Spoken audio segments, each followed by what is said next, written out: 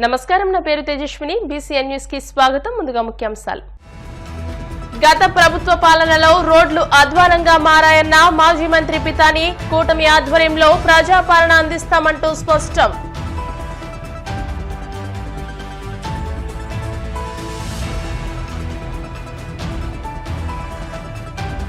మాజీ మంత్రి పెద్దిరెడ్డి రామచంద్రారెడ్డిపై బుద్దా వెంకన్న ఫైర్. చిత్తూరు వీరప్పనంటూ తీవ్ర వ్యాఖ్యలు.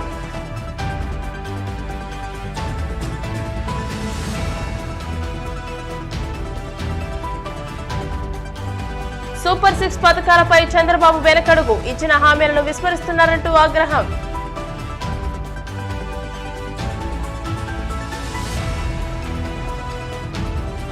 కాలేయ వ్యాధి పట్ల ప్రజల్లో అవగాహన పెరగాలి. ర్యాలీలో ప్రజలకు వివరించిన విశాఖ కలెక్టర్ హరేంద్ర ప్రసాద్.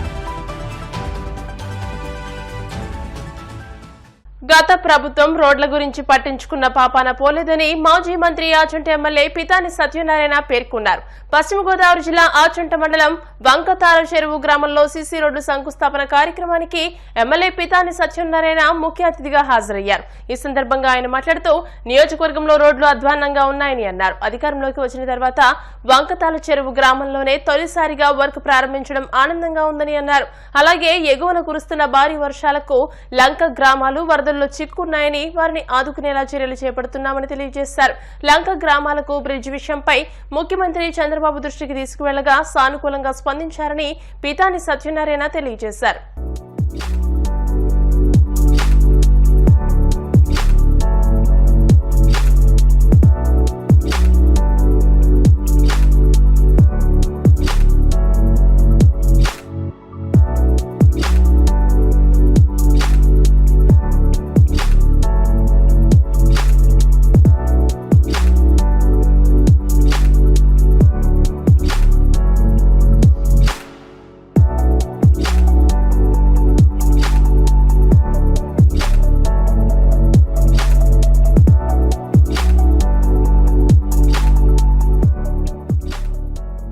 వైసీపీ కీలక నేత మాజీ మంత్రి పెద్దిరెడ్డి రామచంద్రారెడ్డిపై బుద్దా వెంకన్న తీవ్ర స్థాయిలో విరుచుకుపడ్డారు. సోమవారం బుద్దా వెంకన్న మీడియాతో మాట్లాడుతూ పెద్దిరెడ్డి చిత్తూరు వీరప్పనంటూ కీలక వ్యాఖ్యలు చేశారు.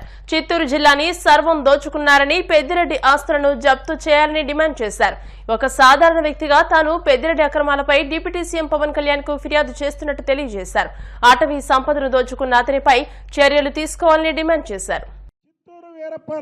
ఆస్తులు ఈడీ జప్తు చేయాలి.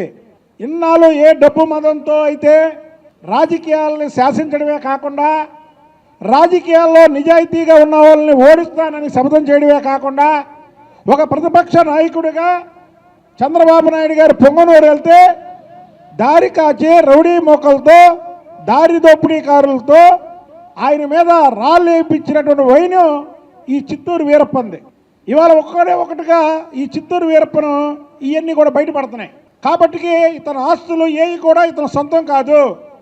ఈడీ ఎమ్మెల్యే అతని ఆస్తుల మీద, అతని మీద ఇచ్చినటువంటి ప్రజా ఫిర్యాదులు ఏవైతే ఉన్నాయో వాటిని సుమోటోగా తీసుకొని ఈడీ ఈ చిత్తూరు వీరప్పను ఆస్తులు జప్తు చేయాలి. కొన్ని నియోజకవర్గాలు మాత్రం వదిలేశాడు. ఏదంటే చంద్రగిరి చెవిరెడ్డి భాస్కర్ రెడ్డికి, తిరుపతి భువన కరుణాకర్ రెడ్డికి, నగిరి రోజాకి, ఈ ముగ్గురికి వదిలేసి మిగతా మొత్తం దోచుకున్నాడు. భువన కరుణాకర్ రెడ్డి కొడుకు టీడీఆర్ బాండ్లో పెద్ద కుంభకోణం చేశాడు. ఇక చెవిరెడ్డి భాస్కర్ రెడ్డి కొడుకు గురించి చెప్పాలంటే అంతే లేదు. అక్కడ నాని మీద దాడి చేసి ఆడిని చంపపోవడమే కాకుండా మళ్ళీ అతని మీదే తిరిగి కేసు పెట్టినటువంటి వైను. అలాంటి వ్యక్తులు ఇవాళ రాజకీయాలకి పనికిరారు. ఈ చిత్తూరు వీరప్పన్ని ఆస్తులన్నీ కూడా వెంటనే జప్తు చేయాలని మేము డిమాండ్ చేయడమే కాకుండా, మిథున్ రెడ్డి ఆస్తులు వీళ్ళు ఎర్రచందనం స్మగ్లింగ్ నుంచి ఇప్పుడు పవన్ కళ్యాణ్ గారు ఫారెస్ట్ మినిస్టర్, ఆయన ఒక్కసారి ఆయన కూడా అప్పీల్ చేసుకుంటున్నా. 2019 నుంచి 24 వరకు శేషాచలం అడవుల్లో ఎంత ఎర్రచందనం వీళ్ళు స్మగ్లింగ్ చేశారంటే అది చెప్పడానికి వీలు లేదు. అందుకే చిత్తూరు వీరప్పను ఈ పెద్దిరెడ్డి డబ్బు మతంతో చంద్రబాబు గారిని కుప్పంలో ఓడిస్తానని అక్కడ కూర్చున్నాడు. ఈ వీరప్పన వారసుడినేమో పిఠాపురంలో కూర్చోబెట్టాడు. ఇదంతా ప్రజాధనం. కాబట్టి రాష్ట్ర ప్రభుత్వం కూడా వెంటనే కలెక్ట్ చేసుకోవాలి. నేను ఒక తెలుగుదేశం పార్టీ కాకుండా, నాయకుడిగా కాకుండా, ఒక వ్యక్తిగా నేను దీని మీద ఫిర్యాదు చేస్తున్నా. ప్రభుత్వం కూడా చొరవ తీసుకొని వీళ్ళ మీద సిబిఐకి లేఖ రాసి ముందు ఇమీడియట్లీగా వీళ్ళ ఆస్తులు జప్తు చేయాలి. అక్కడ ఇచ్చినటువంటి ఏదైతే రెవెన్యూ అధికారులు వెళ్తే ఒక్క రోజులో 500 మంది ఫిర్యాదులు చేశారంటే మామూలు విషయం కాదు. మొత్తం ప్రజల ఆస్తులన్నీ ఇంట్లో పెట్టుకొని కాగితాల రూపంలో జంపు కర్మట్ల వాళ్ళ అనుచరుల మీద కొన్ని 100 కోట్ల రూపాయల ఆస్తులు పెట్టారు. కాబట్టి చిత్తూరు వీరప్పన్ని ఆస్తులన్నీ జప్తు చేసి అలాగే ప్రభుత్వం కూడా చొరవ తీసుకొని దీని మీద గట్టి యాక్షన్. ఎందుకంటే ఇంకొకరు ఇలాంటి పనులు చేయకుండా రేపు తెలుగుదేశం వాళ్ళు చేసినా బయటికి రండి, ఫలానా చోట ఆక్రమించుకున్నారు ఈ స్థలాన్ని, మేము ఓపెన్ ఛాలెంజ్ చేస్తాం. ఈ రాష్ట్రంలో ఏ తెలుగుదేశం నాయకులు స్థలాలు ఆక్రమించుకున్నా రండి, మేము ఓపెన్ ఛాలెంజ్ చేస్తున్నాం. కాబట్టి పెద్దిరెడ్డి అనే వ్యక్తి చిత్తూరు వీరప్పన ఆస్తులు మొత్తం ఈడీ జప్తు చేయడమే కాకుండా నేను రేపే డీజీపీ గారికి ఒక లేఖ రాస్తాను. ఈ కేసుని సిఐ ఈయనకున్నటువంటి ఆస్తుల మీద ఈయనకి ఆస్తులు ఎక్కడి నుంచి వచ్చినాయో ఇవన్నీ కూడా సిఐడి ఎంక్వైరీ చేయమని, అవి ప్రజల ఆస్తులు ప్రజలకు అప్పచెప్పాలని నేను డిమాండ్ చేస్తాను. సమిష్టి కృషితో పిఠాపురం నియోజకవర్గం అభివృద్ధి సాధ్యమని రాష్ట్ర పంచాయతీరాజ్ గ్రామీణాభివృద్ధి శాఖ కమిషనర్ విఆర్ కృష్ణతేజ మైలవరపు అన్నారు. కాకినాడ జిల్లా పిఠాపురం నియోజకవర్గ పర్యటనలో భాగంగా రాష్ట్ర పంచాయతీరాజ్ గ్రామీణాభివృద్ధి శాఖ కమిషనర్ కృష్ణతేజ పిఠాపురం ఎంపీడీఓ కార్యాలయంలో డిఆర్డీఏ, పంచాయతీరాజ్, జిల్లా పరిషత్, డ్వామా తదితర విభాగాల అధికారులతో సమావేశం నిర్వహించారు. పెన్షన్ల పంపిణీకి అనుసరిస్తున్న విధానం, సీసీ రోడ్లు, డ్రైన్స్, ఇతర నిర్మాణ పనులు, ఇంటింటికి కుళాయి కనెక్షన్లు, సిపిడబ్ల్యూ పథకం పనులు, తాగునీరు శుద్ధి, పారిశుద్ధ్యం వంటి కార్యక్రమాలు అమలు తీరు, పనుల పురోగతిని ఈ సందర్భంగా ఆయన అధికారులను అడిగి తెలుసుకున్నారు. అనంతరం అధికారులతో కలిసి ఎంపీడీఓ కార్యాలయం ఆవరణలో కృష్ణతేజ మొక్కను నాటారు. మాకు నిజంగా సర్పంచ్లు అంటే మాకు అధికారాలు అనేది కొంచెం తగ్గి మాకు నెగిటివ్ కామెంట్ పెరిగింది, మాకు పాజిటివ్ వైబ్రేషన్స్ వచ్చాయండి. తర్వాత మీరు మన పవన్ కళ్యాణ్ గారు పిఠాపురం రావడం ఎంత ఆనందంగా ఉందో అందుకంటే ఎక్కువ మీరు ఇక్కడికి రావడం అంటే కేవలం అంటే సార్ చిన్న మాట నేను పాలిటిక్స్ లో ఉన్నాను కదా అని ఏదో చెప్తున్నాను కాదు, ఆర్టీగా చెప్తున్నాను సార్. మీరు కేరళ నుంచి ఇక్కడికి రావడం ఆల్రెడీ అప్పుడు పవన్ కళ్యాణ్ గారు న్యూస్ లో విన్నప్పుడే, ఆయన చెప్పినప్పుడు న్యూస్ లో ఉన్నప్పుడే చాలా హ్యాపీ అనిపించింది. ఈ రోజు ఇలా రావడం కూడా చాలా గర్వంగా ఉంది. మాకు మా ప్రాబ్లమ్స్ తీర్చారనే కాన్ఫిడెంట్ అయితే గట్టిగా ఉంది sir. Thank you so much sir. Thank you so much sir. తన సుదీర్ఘ పాలనతో సంపద సృష్టిస్తానని చెప్పిన ముఖ్యమంత్రి చంద్రబాబు ఇప్పుడు ఇచ్చిన హామీల విషయంలో నాలుక మడత పెడుతున్నారని మాజీ ఎమ్మెల్యే టీజేఆర్ సుధాకర్ బాబు పేర్కొన్నారు.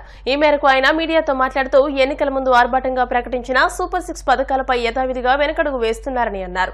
అందుకే అసెంబ్లీలో ప్రజలను తప్పుదారి పట్టించేలా రాష్ట్ర పరిస్థితి బాగాలేదంటూ గతంలో చెప్పిన మాటలే చెబుతున్నారని అన్నారు. సంక్షేమ పథకాల గురించి ఆనాడు పవన్ కళ్యాణ్ ఊదరగొట్టి ఇప్పుడు ఏమీ ఎరగనట్టు ఉంటున్నారని అన్నారు. పరిపాలన మొదలెట్టి వారు పరిపాలించే కాలంలో ప్రజలకు ఇచ్చిన హామీల విషయమై వారి నాలుక మడతపడుతున్న విధానాన్ని ఆంధ్ర రాష్ట్ర ప్రజలకు చెప్పదలుచుకున్నాం. ఎందుకు మడతపడుతుంది నారా చంద్రబాబు నాయుడు గారి నాలుక అంటే ఇది మొదటిసారా లేకపోతే గతంలో కూడా ఇలాగే జరిగిందా అని మనం పరిశీలిస్తే అమ్మ బాబోయ్ బాబు గారని, అమ్మ బాబు గారు అని ప్రజలు ముక్కు మీద వేలేసుకుంటున్నారు.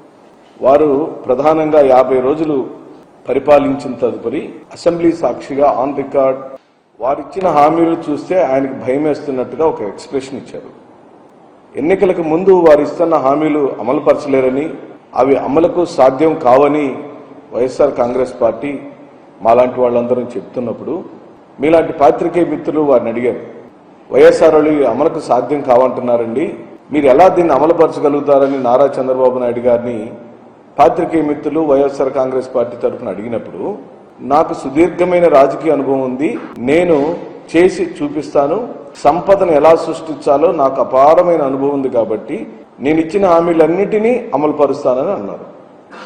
ఆ సందర్భంలోనే మళ్ళీ విలేకరులు ఏమని ప్రశ్నించారంటే, మీరే కదా 1 నెల 2 నెలల క్రితం ఎన్నికల ప్రచారంలో మరో శ్రీలంక కాబోతుంది ఆంధ్రప్రదేశ్, మరో సోమాలియా కాబోతుంది ఆంధ్రప్రదేశ్, ఈయనిచ్చే అనగా జగన్మోహన్ రెడ్డి గారు ఇస్తున్నటువంటి సంక్షేమ పథకాల వల్ల రాష్ట్రం నాశనం అవుతుందని నారా చంద్రబాబు నాయుడు గారే అన్న విషయాన్ని వారు జ్ఞాపకం చేశారు.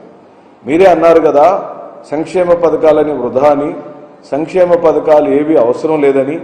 మళ్ళీ మీరే ఇప్పుడు సూపర్ 6 పేరుతో ఈ పథకాలన్నీ మీరు అనౌన్స్ చేశారు, ఇవి సాధ్యం కావని వైఎస్ఆర్ పార్టీ వాళ్ళు అంటున్నారు. అన్నప్పుడు నేను చేసి చూపిస్తానని ఇన్ని సంవత్సరాల అనుభవం ఉన్న చంద్రబాబు నాయుడు గారు ఈ రాష్ట్రానికి మాటిచ్చారు. నిజంగా మాకు ఆనందం కలిగింది. చంద్రబాబు నాయుడు గారు సూపర్ 6 అంతా అమలు పరిస్తే చూడాలని మేము మనస్ఫూర్తిగా కోరుకున్నాం. 50 రోజుల పాటు ఎదురు చూసాం. ఇప్పటికే ఇసుక పాలసీని ఏ విధంగా కప్పదాటు వ్యవహారంతో చేశారో మనం చూసాం. మద్యం పాలసీని ఏ విధంగా చేస్తున్నారో చూసాం. తల్లికి వందనం దగ్గరికి వచ్చేసరికి ఏ విధంగా మాట్లాడుతున్నాడో చూస్తున్నాం. ఆ రోజు తల్లికి వందనం అమ్మఒడికి కాపీ, రాష్ట్ర ప్రజలకు కాదు దేశ ప్రజలకు అందరికీ తెలిసిన సత్యమే. జగన్మోహన్ రెడ్డి గారు అమ్మఒడి పథకాన్ని ప్రతి అమ్మకు 15,000 రూపాయలు ఇస్తానని హామీ ఇచ్చి అమలు పరిస్తే దానికి బదులుగా పోటీగా నేను తల్లికి వందనం ఇస్తాను, ఆయన ఒక తల్లికి ఇచ్చాడు, నేను అలా కాదు, ఇంట్లో ఉన్న ప్రతి పిల్లవాడికి, చదువుకునే ప్రతి పిల్లవాడికి నేను 15,000 రూపాయలు ఇస్తాను అని ఎన్నికల ప్రచారంలో పెద్ద ఎత్తున వాళ్ళు ప్రచారం చేశారు. దాన్ని అమ్మలు అక్కలు నమ్మారు. చంద్రబాబు నాయుడు గారికి ఓట్లు పెరిగినాయి. ఇప్పుడు అసెంబ్లీలో ఏం చెప్పారు? ఆ సూపర్ 6 చూస్తుంటే నాకు భయం వేస్తుంది అన్నాడు. ఎంత దారుణమైన స్టేట్మెంట్! ఒక 40 సంవత్సరాల పైచీలకు అనుభవం కలిగిన ఒక రాజకీయ సీనియర్ నాయకుడు ముఖ్యమంత్రి స్థానంలో కూర్చొని ఏ సూపర్ 6 చెప్పి మీరు అధికారంలోకి వచ్చారో, ఏ సూపర్ 6 అమలు పరుస్తాను నాది గ్యారంటీ అని మీరు మాటిచ్చారో, ఏ సూపర్ 6ను చూసి అమాయకులైన ఆంధ్ర రాష్ట్ర ప్రజలు మీకు ఓట్లేసి గెలిపించారో, ఆ సూపర్ 6 చూస్తే మీకు భయం వేస్తుంది అని మీరు స్టేట్మెంట్ ఇచ్చారంటే మిమ్మల్ని మేము ఏమనాలి? ఇప్పుడు నమ్మక ద్రోహం చేశారనాలా? ఏరు దాటాక తెప్పను తగలబెట్టిన సంధానంగా ఉంది మీ పరిపాలన అని చెప్పానాలా? మీ నాలుక మడతపడుతుందని చెప్పానాలా?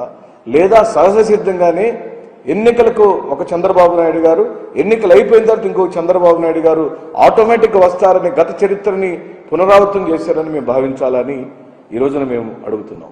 జగన్మోహన్ రెడ్డి ఏమైనా తన జేబుల్లోంచి తెస్తున్నాడా? మేమిచ్చే కూడా ప్రజలకు మేము ఇచ్చే తీరుతాము, ఖచ్చితంగా అమలు పరిచి తీరుస్తాము. సంపదను సృష్టించే ఆలోచనలు నా దగ్గర చాలా ఉన్నాయి.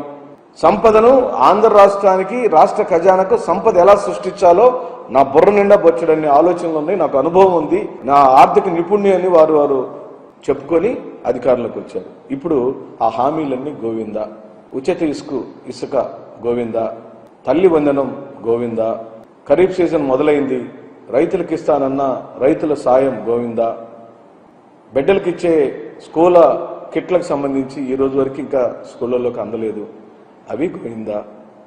కానీ ఒకటి మాత్రం చంద్రబాబు నాయుడు గారు ఖచ్చితంగా ఇచ్చిన మాట ప్రకారం అమలు పరుస్తున్నారు. దాని పేరే రెడ్ బుక్. ప్రజల సంక్షేమానికి, అభివృద్ధికి ఇచ్చిన హామీలేమో పోయినాయి, బంగాళాఖాతంలో కలిసిపోయినాయి. కానీ వారి కుమారుడు కనుక అమలు పరుస్తున్న ఏకైక ఖచ్చితమైన పథకం ఈ ఆంధ్ర రాష్ట్రానికి దక్కిన బహుమతి ఏంది అని అంటే రెడ్ బుక్ రాజ్యాంగం. అది అమలు పరచడానికే వారు తెలుగుదేశం పార్టీ వారు, జనసేన పార్టీ వారు, బీజేపీ వారు అధికారంలోకి వచ్చారు. ఆ రెడ్ బుక్ రాజ్యాంగం ఏంటో తెలుసా మిత్రులారా? పక్కవాడిని కొట్టడం, పక్కవాడిని దౌర్జన్యంగా బజార్కి ఇడ్చడం, జగన్మోహన్ రెడ్డి గారిని సింగిల్గా ఎదుర్కోవటానికి వారి శక్తి సరిపోక ఇలాంటి అడ్డదారులను వారు తొక్కుతూ ఈ రోజున రెడ్ బుక్ రాజ్యాంగాన్ని అమలు పరుస్తున్నారు చంద్రబాబు నాయుడు గారు, లోకేష్ గారు మరియు పవన్ కళ్యాణ్ గారు. ఇప్పుడు కాసేపు ప్రకటనలు.